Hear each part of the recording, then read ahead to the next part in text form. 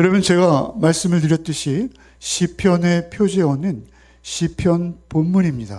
그래서 성경의 원문에도 이 표제어는 기록되어 있어요. 우리는 흔히 시편의 표제어를 보면서 후대의 성경학자들이 이것을 붙인 것이 아닌가 이렇게 생각할 수 있습니다만 절대 그렇지 않습니다.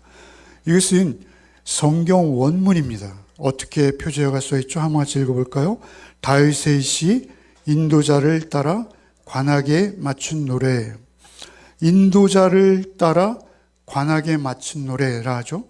여기서 인도자는 요즘 말로 하면 성가대 대장 또는 성가대 지휘자, 이렇게 성가대가 구성된 큰 교회들을 보면 성가대 층층이 복잡한 구조를 가지고 있습니다. 저희가 시편을 읽다 보면 아삽, 헤만, 여두둔 이런 분들이 등장하죠.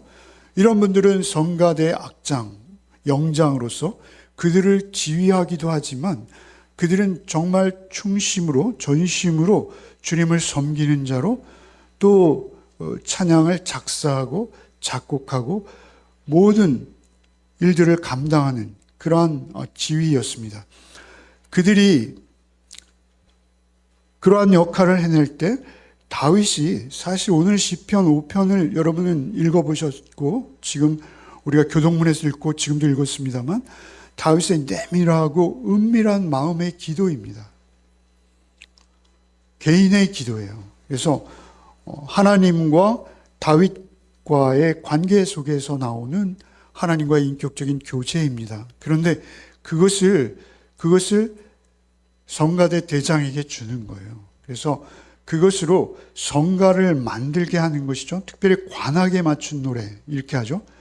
4절에 보면 4편, 시편 우리 앞에 어제 묵상 본문에 보면 4편은 현악에 맞췄어요. 그런데 이 5편은 관악에 맞추고 있어요.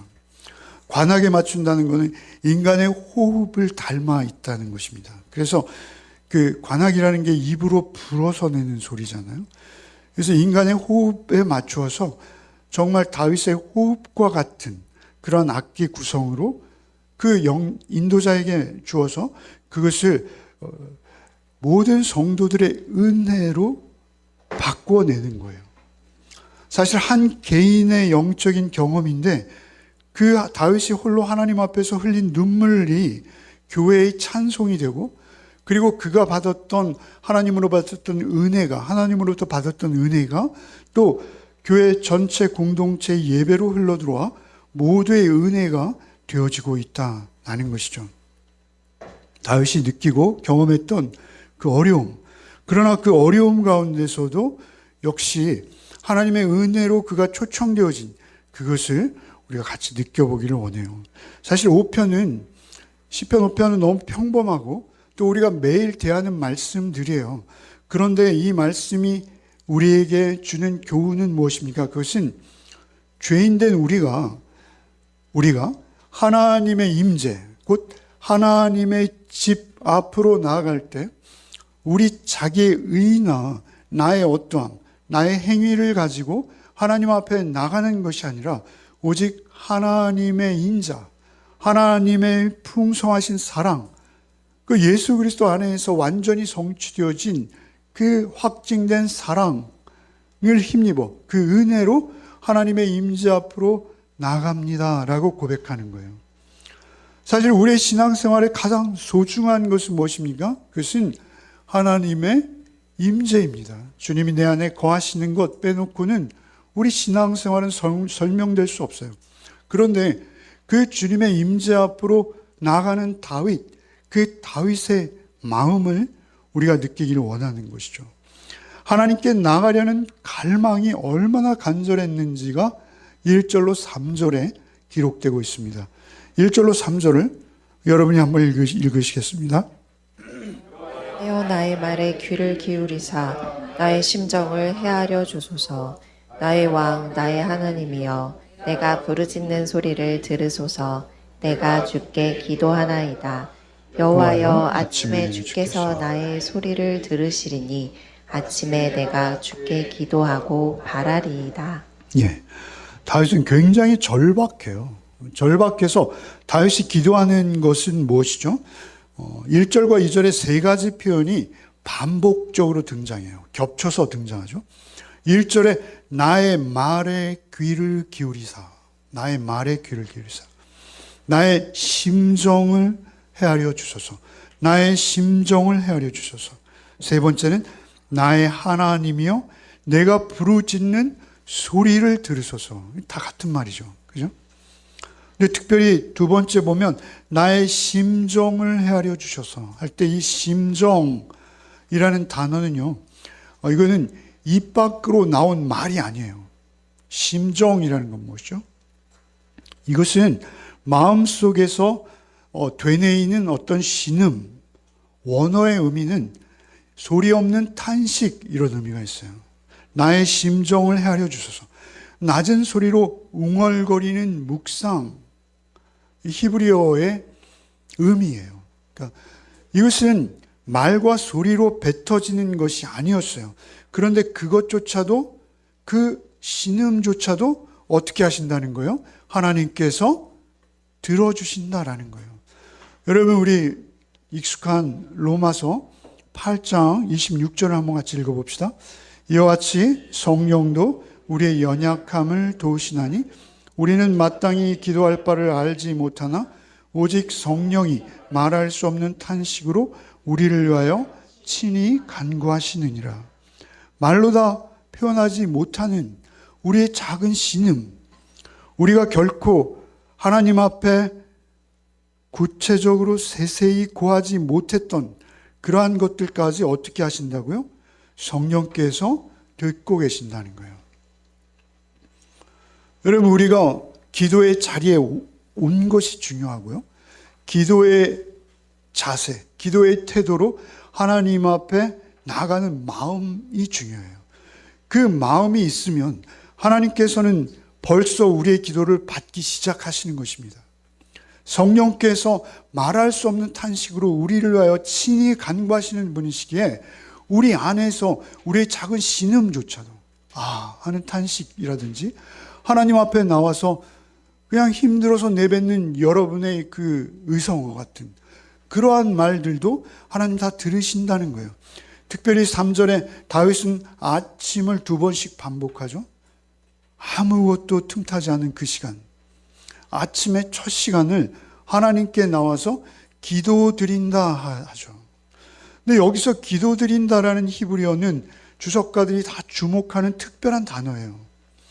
여러분, 기도드린다라는 단어는 히브리어로 다른 단어들이 많이 있어요. 그런데 여기에서 등장하는 이 기도드린다라고 해석된 히브리어는 아라크라는 단어인데요. 이 아라크라는 단어의 사전적 의미는 정돈한다, 배치한다, 정리한다, 배열한다, 이런 의미예요. 뭐라고요? 정돈한다, 배치한다, 정리한다, 배열한다. 여러분, 창세기 22장 9절에 아브라함이 이삭을 결박하기 전에 나무를 벌려놓고 이렇게 하죠. 그때 벌려놓고 이 단어가 아라크입니다. 그러니까 나무를 제단 위에 벌려놓는 거예요. 여러분, 이것은 레위기 1장에서 제사장들이 제단에 올라가서 제단 위에다가 제물, 고기를 각을 떴잖아요. 그 짐승들을 쪼갠 고기를 하나님 앞에 들어놓는 것, 하나님 앞에 나란히 정돈해서 올려놓는 것, 그러한 단어로 레위기에서도 등장하는 단어입니다. 그렇게 우리의 사정과 형편을 하나님 앞에 벌려놓는 거예요. 여러분, 그것을 구체적으로 이야기하지 않아도 돼요. 그냥 하나님 아시죠? 여기까지도 하나님은 아십니다. 하나님 앞에서 우리 하나님이 영이시요, 하나님은 창조주이십니다. 그런 하나님이 우리를 만드신 하나님이시기에 우리가 하나님 앞에 나가서 우리의 사정과 형편을 그냥 벌려놓는 거예요. 벌려놓는 거예요. 늘어놓는 거예요. 펼쳐놓는 거예요. 그렇게 펼쳐놓는 것으로부터 기도는 시작되는 것이죠. 특별히 여기에 보면 본문에 기도하고 뭐라고 번역됐어요? 기도하고 바라리이다, 이렇게 번역됐어요. 기도하고 바라리다. 사정과 형편을 하나님 앞에 정성껏 벌려놓고 내 마음을 하나님 앞에 올려드리고 그리고 바라보기 시작하는 거예요. 여기 바라리다라는 단어도 우리가 좀 주목해 봐야 되는데요. 바란다라는 이 단어는 말이죠, 파수꾼 아시죠? 여러분, 이스라엘의 파수꾼이 성벽 위에 서서 먼 곳을 응시할 때 사용되는 단어예요. 그러니까 바란다라는 건 뭐죠? 파수꾼은 어떤 전쟁의 상황. 여러분, 전쟁의 상황은 급박한 거죠. 전쟁에서 승리하면 자기 재산이 2배 이상 불어나는 거고요. 다 그래요, 성민들이. 전쟁에서 지면요, 자기는 물론이요, 자기 가족들도 다 노예나 종으로 팔려가는 거예요. 여러분, 이것은 죽음보다 더한 고통이죠. 그 성벽 위에서 파수꾼이 전쟁의 승전 보든 패전 보든 전쟁의 소식을 알리는 자를 바라보고 있는 거예요. 여러분, 구약 성경을 읽다 보면 여러분, 파수꾼이 막 달려오는 모습만 보고도 누구인지 금방 알죠. 그리고 그것이 승전인지 패전인지 금방 알죠. 여러분, 기도하면서 나의 형편과 처지를 하나님 앞에 그렇게 배설하고 다 늘어놓고 하나님을 바라보고 있는 거예요. 하나님을 기대하고 있는 거예요. 하나님이 어떻게 나에게 반응하시나, 하나님이 나에게 어떻게 말씀하시나, 그것을 간절한 마음으로 바라보고 있는 거예요. 그러니까 기도하고 바라리다라는 이 두 단어는 우리가 하나님 앞에 기도할 때에 어떠한 태도로 나가는가를 상세히 보여주는 거예요. 그렇게 자신의 형편과 처지를 하나님 앞에 늘어놓고 그리고 하나님을 간절한 마음으로 하나님에게 집중하고 있는 거예요. 하나님에게 집중하고 있는 것. 여러분, 그게 기도인 거예요. 하나님이 어떻게 반응하시나, 하나님이 어떻게 나에게 통보하실까. 그런데 제가 늘 말씀드리는 건 무엇입니까? 하나님은 어떤 존재 방식이세요? 하나님은 영이신데요, 그 영이신 하나님이 우리에게 찾아오실 때는 인격으로 찾아오세요. 인격이세요. 인격이세요. 그 인격이신 하나님에게 우리의 모든 생각과 관심을 집중시키는 거예요. 집중시키는 거예요. 여러분, 우리 기도할 때 정말 오해하는 게 많아요. 하나님에게 어떤 정보를 전달하는 식으로 말이죠. 툭, 나의 사정은 이렇습니다. 하나님, 응답해 주시죠. 응답해 주시는가 말든가요. 이런 식의 우리의 기도가 될 수 있습니다. 그러면 안 되는 것이죠. 제일 중요한 건 무엇이죠? 우리 기도할 때 하나님 우리를 다 아시기 때문에 나에게 필요한 것도 나의 형편도 처지를 아시는 하나님 앞에 그냥 만나러 가는 거예요. 하나님을 만나러 가는 게 기도인 것이죠. 하나님 앞에 하나님의 임재를 구하는 거예요. 더 정확히. 기도는 뭐예요? 하나님의 임재를 구하는 거예요.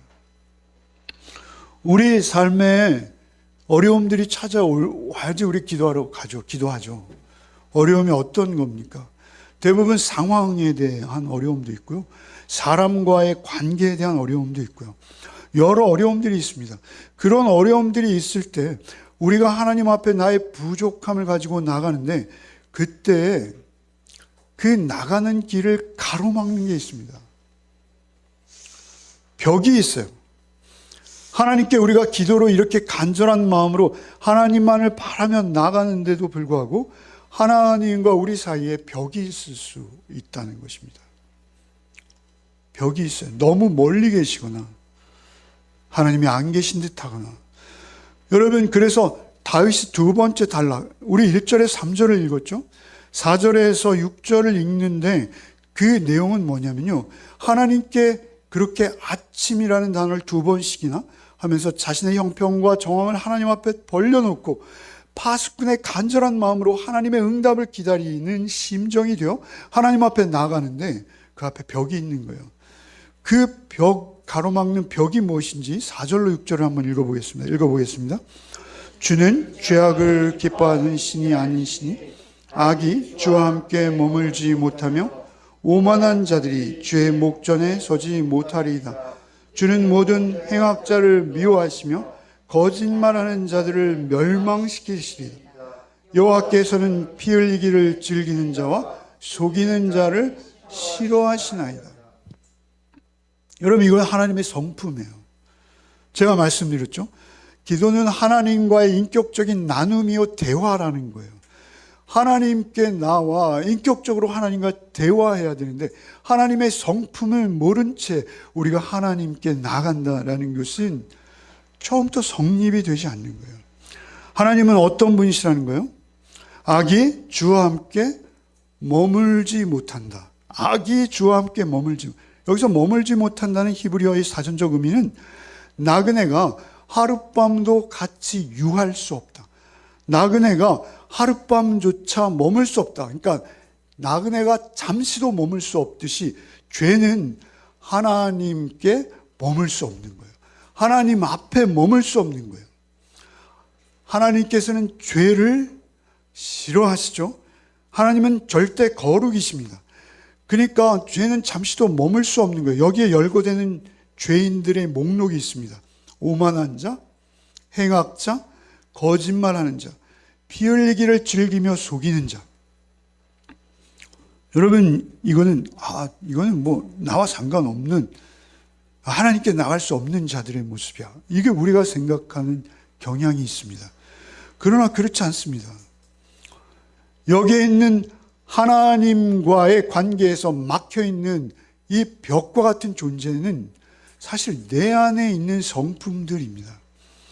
우리가 언제나 성경을 읽을 때 여러분, 이 적용이 누구에게 돼야 된다는 거예요? 나에게 돼야 된다는 거예요? 나에게. 여러분, 특별히 오늘 8절까지만 저희가 본문으로 읽었습니다만 여러분, 오늘 이 시편 5편의 9절을 한 번만 읽어봅시다. 읽어보겠습니다. 그들의 심중이 심히 약하며 그들의 목구멍은 열린 무덤 같고 그들의 혀로는 아첨하나이다. 예. 여러분, 이 말씀이요, 어디에서 인용되냐면요, 로마서 3장 13절에 인용돼요. 여러분, 로마서 3장은 여러분 잘 아시죠? 여러분, 로마 3장 13절도 한번 읽어보겠습니다. 그들의 목구멍은 열린 무덤이요 그 혀로는 술. 예. 여러분, 로마서 3장은 바울 사도께서 인류 모두가 죄인입니다를 설득하기 위해서, 논증하기 위해서 말씀하기 시작하는 엄중한 대목이에요. 인류의 죄를 지적하기 위해서 사도께서 말씀을 전개하기 시작하시는 것이 3장이죠. 결국 3장 10절 말씀이 뭐죠? 의인은 없나니? 의인은 없나니? 하나도 없다. 그 말씀이잖아요. 그 말씀에 근거해서 그 말씀을 설명해 나가는 대목이라는 것입니다. 여러분, 오만한 자는 무엇입니까? 여기에 등장하는 오만한 자는요, 히브리어 사전은 미친 듯이 자랑하는 자, 자기를 뽐내는 자, 자기를 드러내기 위해서 애쓰는 자. 여러분, 사실 이런 것들이요, 우리의 종교적 행위로 나올 수 있어요. 우리의 종교적 행위마저 내 자신을 뽐내는 수단, 내 자신을 인정받는 수단, 내 자신의 의의를 입증하기 위한 수단, 이렇게 수단화할 수 있다는 거예요. 그게 누구라는 거예요? 오만한 자라는 거예요. 여러분, 행악자는 무엇입니까? 행악자는요, 사전적 의미는 허무하고 무익한 일을 꾀하는 자입니다. 허무하고 무익한 일.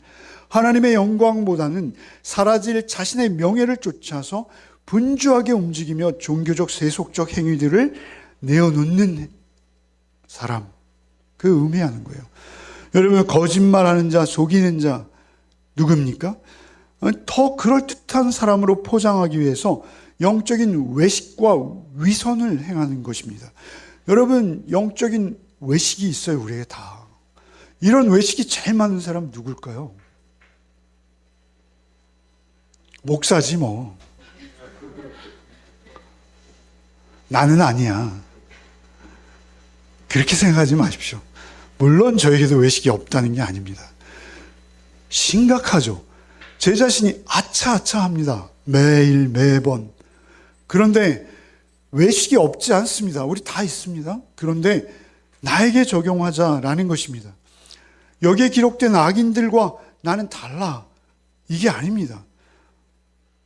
여러분, 여기에 피 흘리기를 즐기고 속이는 자, 무슨 내가 누구에게 피 흘린 적이 있어? 내가 누구에게 피 흘리게 한 적이 있어? 내가 누구를 칼로 찌르기라도 했어? 아닙니다. 여러분, 우리가 잘 알듯이 마태복음 5장에 예수께서 뭐라 하시죠? 형제를 미워하는 자. 이미 뭐한 자요? 살인한 자입니다. 살인한 자. 형제를 미워하는 마음을 이미 가지면 살인한 자라 하세요. 그 형제를 미워하는 마음을 가지면 그 입에서 독설이 나가는 거예요. 칼로 찔러서 사람 피 흘리게 하는 게 아니라 우리의 말이, 언어가 사람을 피 흘리기까지 가는 거예요. 여러분, 너의 목구멍은 뭐라는 거예요? 열린 무덤이라 하시죠. 열린 무덤. 정말 그런 것 같아요. 여러분, 이스라엘의 장례 방식은 무엇입니까? 그냥 주검을 안에 놔두고 커다란 돌로 막는 거예요. 그런데 그 돌이 열리면 어떻게 됩니까? 온갖 악취가 나는 것이죠. 온갖 악취가 무덤으로부터 나는 거예요. 여러분, 우리 그 송장 썩는 냄새와 부패한 독가스처럼 우리의 말들이, 우리의 목구멍을 나오는 언어와 우리의 본성들이 죽음의 냄새라는 거예요. 죽음의 냄새.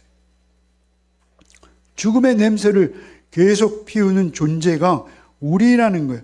그래서 로마서 3장은 그 모든 인류의 죄를 논증하는 엄숙한 대목에서 바로 이 시편 5편 9절을 인용해다 사용하고 있는 거예요.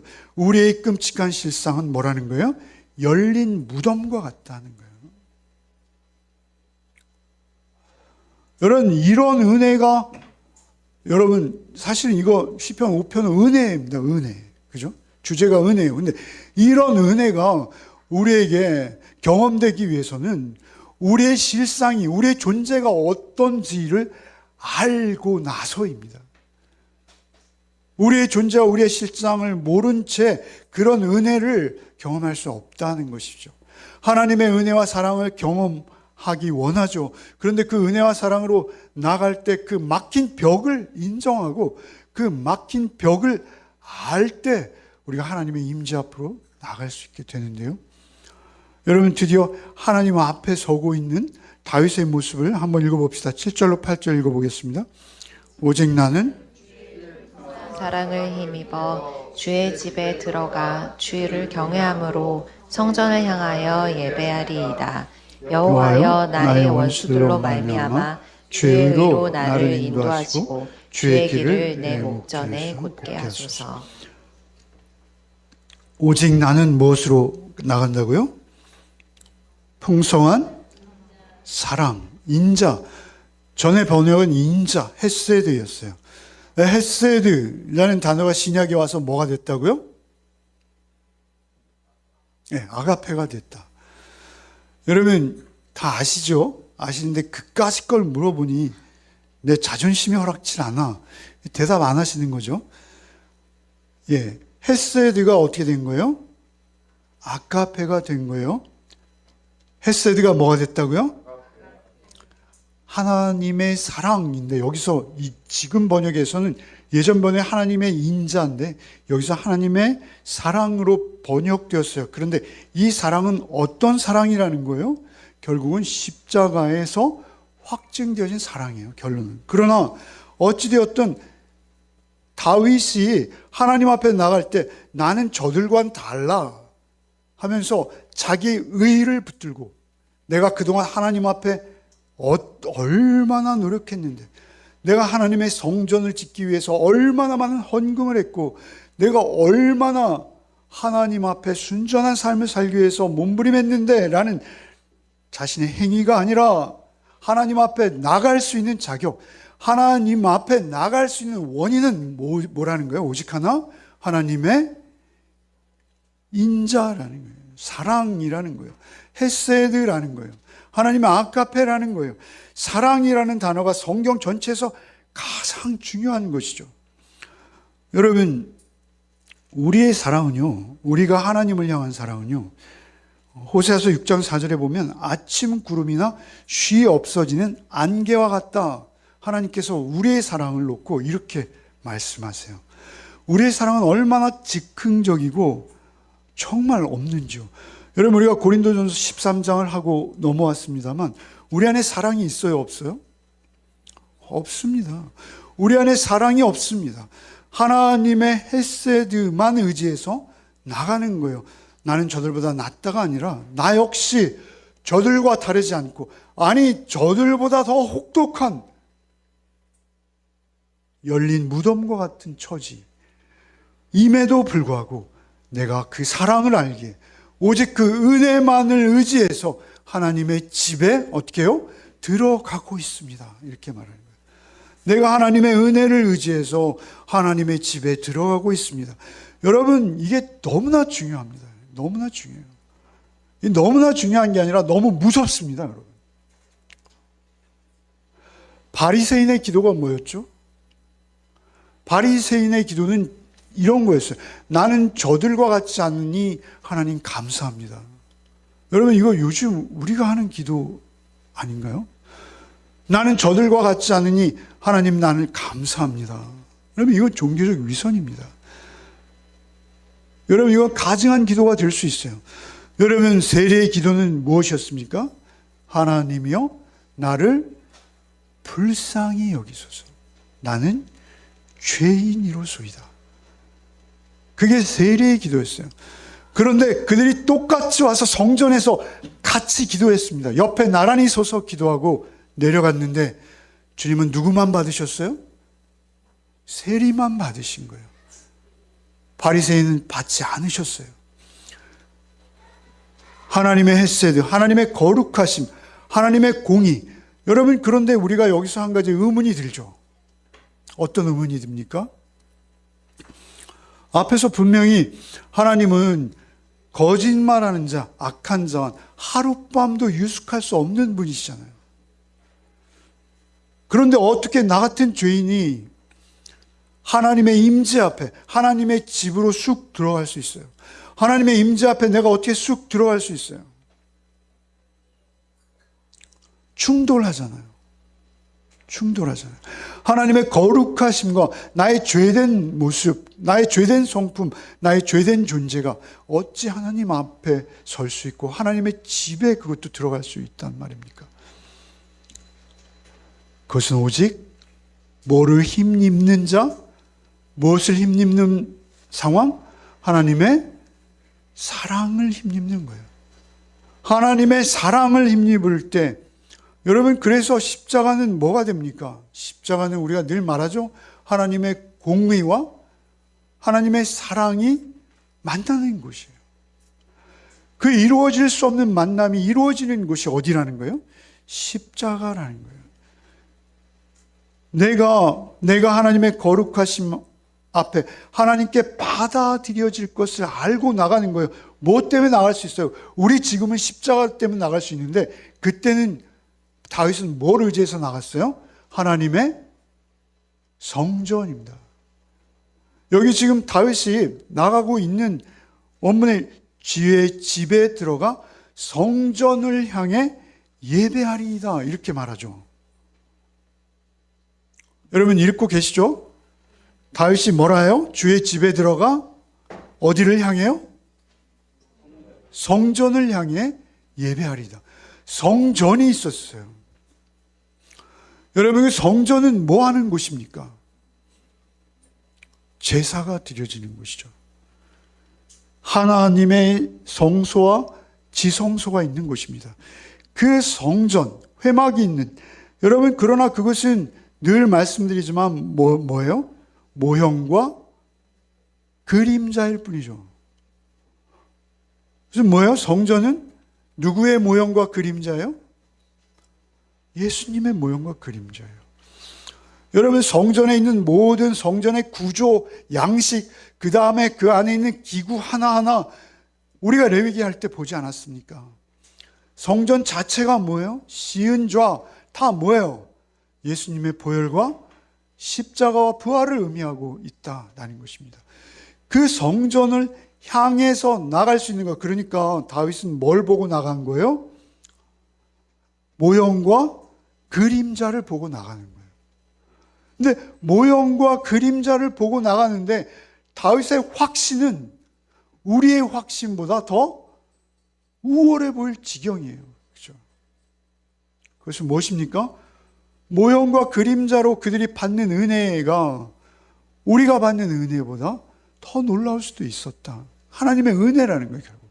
은혜인데 이제 그 완성된 그림자가 아니라 모형과 그림자가 아니라 완성된 실체를 우리에게 신약은 자세히 설명하고 있는 거예요.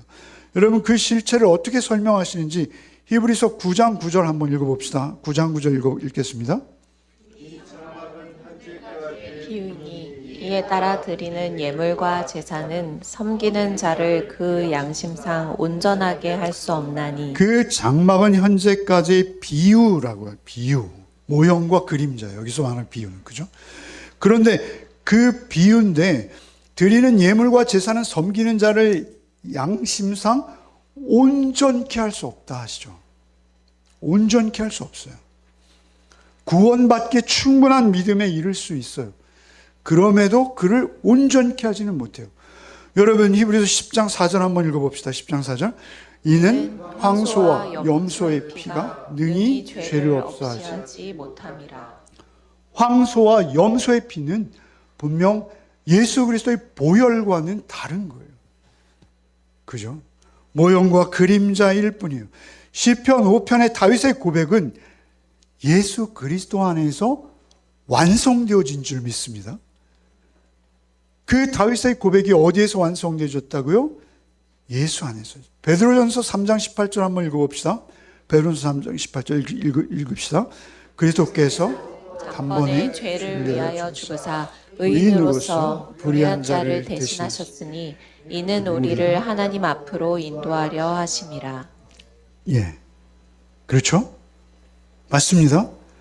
예수께서 제물이 되셔서 의인, 완전한 의인, 죄가 하나도 없으신 그분이 우리를 대신해 죽으심으로 그 의가 우리에게 전가되어지는 것이죠. 여러분 주의 집에 들어가라고 노래했던 그 소망이 누구에게 이루어졌어요? 예수 그리스도의 십자가에서 비로소 완전해진 거예요. 완전해진 거예요. 다윗이 헷세드를 힘입어서 하나님의 임재 앞에 나갔다면 우리는 예수 그리스도의 십자가의 은혜와 그 피를 힘입어서 하나님의 임재 앞에 나가게 된 줄 믿으시기 바랍니다. 그 믿음으로 우린 나가는 거예요. 그 믿음으로 하나님의 임재 앞에 나가는 거예요.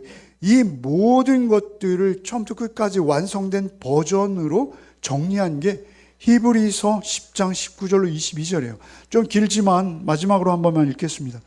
그러므로 형제들아 우리가 예수 피를 힘입어 성소에 들어갈 담력을 얻었나니 그 길은 우리를 위하여 휘장 가운데로 열어놓으신 새로운 살 길이요 휘장은 곧 그의 육체니라.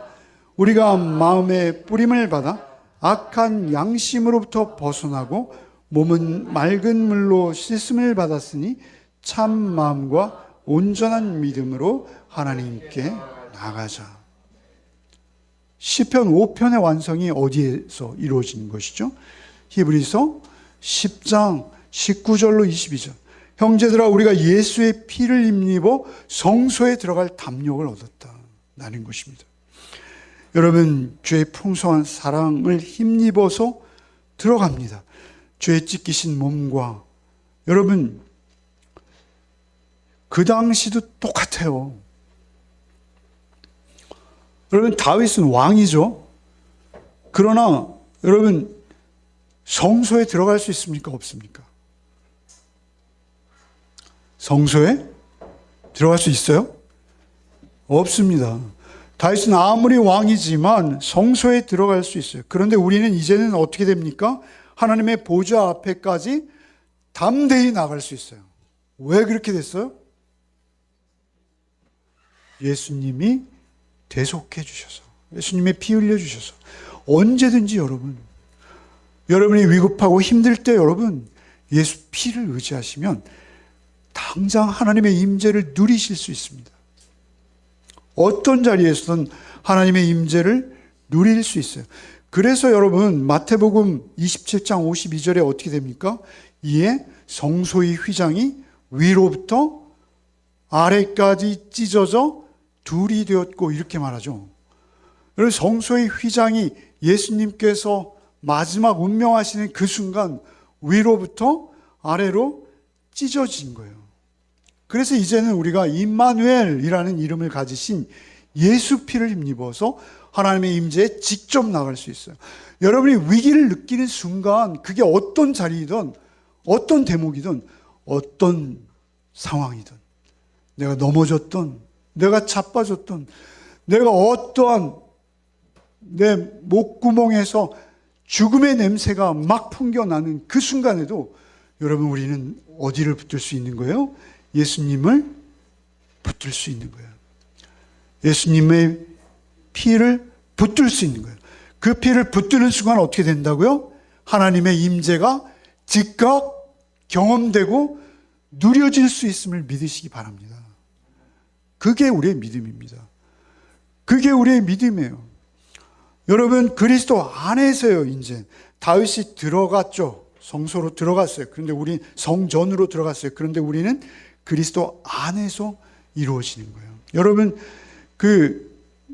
여러분 성소와 지성소를 가리는 성막 얘기해드렸나요? 너무나 유명한 얘기죠. 여러분 이것은 유대의 전승에 나오는 거예요.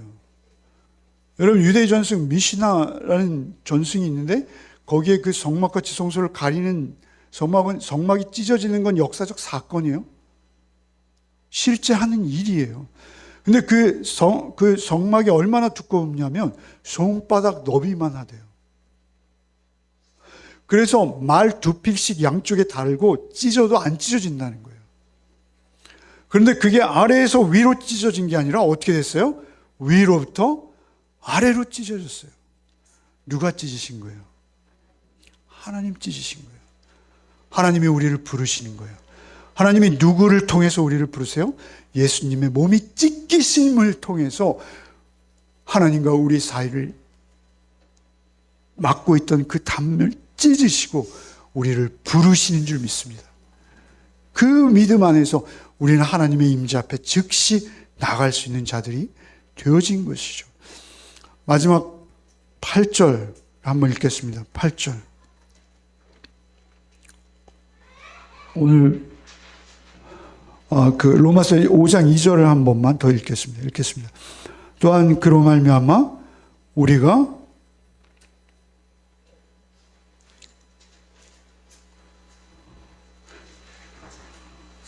로마서 5장 2절이죠.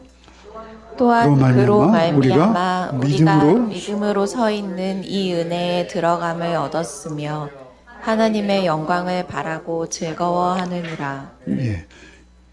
다윗이 들어갔던 그 들어감이 우리는 그리스도 안에서 이루어진 줄 믿습니다. 8절에 여호와는 나의 원수들로 말미암아 주의 의로 나를 인도하신다. 이렇게 말씀하시죠. 그리고 주의 길을 내 목전에서 곧게 하셨다. 주의 의로 나를 인도하신다 하시죠. 이 주의 의는 역시 예수 그리스도의 십자가 은혜로 우리에게 덧입혀진 의예요. 그죠? 우리의 의가 아니죠. 덧입혀진 의. 여기서 주의 길은 무엇이죠? 예수께서 내가 곧 길이요 진리요 생명이니 나로 말미암지 않고는 아버지께로 올 자가 없느니라. 그러니까 아버지께로 온다는 건 뭐예요? 예수 그리스도를 말미암는 거예요. 그러기에 예수가 길이 되시는 거예요. 내가 곧 길, I am the way라고 하시잖아요. 내가 그 길이라는 거예요. 그 길, 그 고든 길, 하나님 앞으로 가는 길. 여러분 이게 성경 전체를 꿰뚫는 여러분 이 말씀이에요. 시편 5편은 그렇습니다. 에덴에서 원래 인류가 하나님께 나가는 길이 막혔어요. 뭘로 막혔죠? 화염검이죠. 두루 도는 화염검. 우리가 하나님께 나가는 벽이 생겼어요. 그런데 그 벽을 무엇으로 뚫는 거예요? 성막으로 뚫는 거예요. 그러다 성전으로 뚫는 거예요. 그러다 이제는 뭐예요? 십자가에 찢어진 휘장으로 그 길을 열어주신 거예요. 그래서 이제 그리스도 자신이 뭐예요? 길이라 하시는 거예요. 내가 길이다. 예수님이 길이다 그러면 예수님은 예수님을 믿으면 도를 닦고 내가 올바르게 살 수 있어. 그런 게 아니에요. 예수님이 길이라고 하신 건 무엇이죠? 하나님께 나갈 수 있는 길이라는 거예요. 여기서 말하는 길은 뭐예요? 오직 내 존재가, 이 열린 무덤 같은 내 존재가 하나님 앞에 나갈 수 있는 유일한 길이 뭐라는 거예요? 예수라는 거예요. 말씀을 맺겠습니다. 다윗이 아침 기도를 통해서 하나님의 사랑, 그 헷세대의 언약으로 새로운 힘을 얻었습니다. 그래서 여러분, 다윗의 환경이 갑자기 바뀌었습니까? 다윗이 내 원수를 좀 죽여주세요, 뭐 이렇게 기도했습니까? 환경을 좀 바꿔주세요, 이렇게 기도했습니까? 그렇지 않아요. 다윗의 기도는 언제나 말이죠, 하나님의 임재를 구하는 거예요. 시편을 자세히 읽어보세요. 여러분, 우리가 드리는 기도가 얼마나 허무맹랑할 수 있는지요. 여러분, 다윗의 기도는 언제나 뭐예요? 임재예요. 여러분, 이스라엘이 광야로 나왔죠. 그죠? 광야로 나왔을 때 이스라엘에게 광야를 싹 없애 주셨나요? 광야를 저 푸른 초원처럼 해 주셨나요? 그게 아니에요. 광야는 계속 광야일 뿐이에요. 다만 그들이 받은 은혜는 뭐예요? 구름 기둥과 불 기둥이 그들을 인도하고 계셨던 거예요. 인도의 은혜인 거예요. 인도. 예수가 우리의 길이 되듯이. 여러분, 우리가 예수를 믿는다는 건 뭐예요? 광야 한가운데서도 우리를 위해 길을 내시는 하나님을 믿는 거예요. 그래서 내가 만드는 길이 아니라 하나님과의 인격적인 교제와 하나님과의 소통을 통해서 우리가 그 길을 한 걸음 한 걸음 내어디딜 수 있는 거예요. 그 은혜는 우리를 죄와 죽음에 끌려가던 우리를 십자가의 은혜로 바른 길로 인도해 주시는 거예요. 여러분, 주님과의 동행입니다. 여러분, 12절도 한 번만 마지막으로 읽어봅시다. 오늘 시편 5편의 12절. 여러분, 시간이 좀 지났지만 읽어보겠습니다. 자꾸 시계를 보지 마세요. 12절 읽겠습니다. 여호와여, 주는 의인에게 복을 주시고 방패로함 같이 은혜로 그들을 호위하시리라. 여러분, 방패가 뭐예요? 방패로 함같이 은혜로 그들을 호위하시리라. 방패가 뭐예요? 은혜잖아요. 방패로 함같이 은혜로 그들을 호위하시리라. 방패로 호위하세요. 그런데 그 방패의 본질은 뭐예요? 은혜라는 거예요. 오늘의 결론이 8절이 뭐예요? 방패로 함같이 은혜로 그들을. 이 은혜는 뭐예요? 우리가 예수 은혜 늘 의지하잖아요. 그런데 여러분, 이 방패는요, 전쟁을 없애는 도구가 아니에요. 방패로 전쟁이 없어집니까? 방패는요, 여러분, 화살이 날아오지 않도록 원천을 제거하지 못해요. 방패는요, 화살이 날아오지 않게 하는 기계가 아니에요. 방패는 그저 뭐예요? 방패일 뿐이에요. 그런데 하나님의 은혜를 다윗은 방패라고 말하고 있어요. 여러분, 다윗은 전쟁의 고수입니다. 방패가 뭔지 너무나 잘 아는 자예요. 화살이 날아와도 하나님이 나와 함께 하시면, 하나님의 은혜가 나에게 있으면 사단이 아무리 독화살을 나에게 날려도 하나님의 은혜는 넉넉히 감당하고 막아낼 수 있습니다. 이런 고백이에요. 화살은 날아오겠으나 내 생명은 하나님께 있으니 하나님께서 지켜주실 줄 믿습니다. 인 거예요. 광야에서도 여러분, 하나님의 임재인 것이요. 전쟁터 한복판에서도, 우리 인생이 전쟁 같은데요, 한복판에서 뭐가 은혜인 거예요? 하나님의 방패가 은혜예요. 그 방패와 은혜는 하나라는 것이죠. 여러분, 이 세상에 두 종류의 사람밖에 없습니다. 여러분, 교회 안에 있느냐 교회 밖에 있느냐도 중요하지 않습니다. 여러분, 이 세상에 두 부류의 사람이 있는데요, 하나는 하나님의 은혜를 의지하는 자가 있습니다. 그리고 또 다른 하나는 자기의 의를 의지하는 자들이 있습니다. 여러분 지겹게 들으시지만 사실 이 말씀이 답니다. 자기를 의지하는 자, 자기 의로움을 의지하는 자, 자기 행위를 의지하는 자 반드시 어떻게 된다는 거예요? 고꾸라진다는 거예요. 고꾸라진다. 누가 하나님의 집에 들어간다는 거예요? 하나님의 사랑과 은혜만을 의지하는 자. 그 은혜와 사랑을 의지하는 자 어디에 들어가요? 하나님의 집에 들어갈 줄 믿습니다. 한 주간도 여러분 그 은혜만 의지하는 우리 모두가 되시기를 소원합니다. 주님 감사합니다. 은혜로 우리의 방패가 되어주시는 하나님께 감사를 드립니다. 날마다 넘어지고 쓰러지는 우리를 주님 은혜의 방패로 보호하여 주시옵소서. 오직 은혜의 방패가 되시는 주님만을 의지하오니 주여 하나님의 사랑 안에서 오직 주의 그 풍성한 사랑을 힘입어 그 은혜 안에 머무는 한 주간이 되게 하여 주시옵소서. 하나님께서 우리의 형편과 사정을 나보다 잘 아시는 줄 믿사오니 주여 늘 기도의 자리로 나아가 그 형편과 처지를 하나님 앞에 배설하고 하나님의 은혜를 구하는 우리의 한 주가 되게 하여 주시옵소서. 예수 그리스도 이름 받들어 기도합나이다. 아멘.